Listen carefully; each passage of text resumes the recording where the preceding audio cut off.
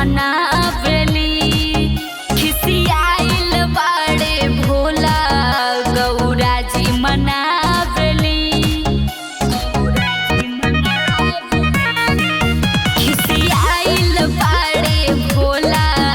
गौरा जी मनावेली खिसियाइल बाड़े भोला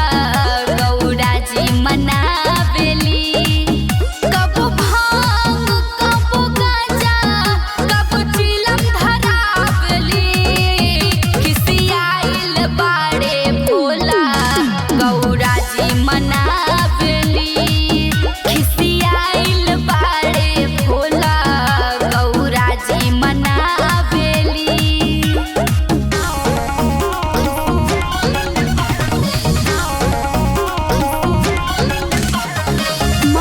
रिकॉर्डिंग स्टूडियो दिल्ली। झम झम बरसेला सवनवा निकलेली घरवा से बेल पतैया धतुरवा लावेली पहाड़वा से झम झम बरसेला सवनवा निकलेली घरवा से बेल पतैया धतुरवा लावेली पहाड़वा से अपना दिल के बतिया शिव जी से बतावली खिसियाइल बाड़े भोला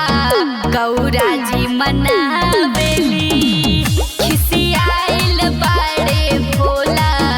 गौरा जी मनावेली।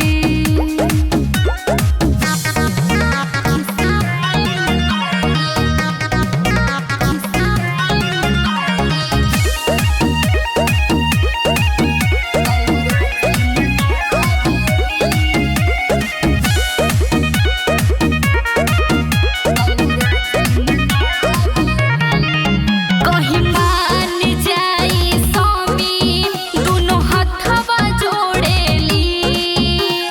लेके गणेश के साथे पीछा न छोड़ेली कहीं मान जाई स्वामी दुनो हथवा जोड़ेली लेके गणेश के साथे पीछा न छोड़ेली शिव गुरु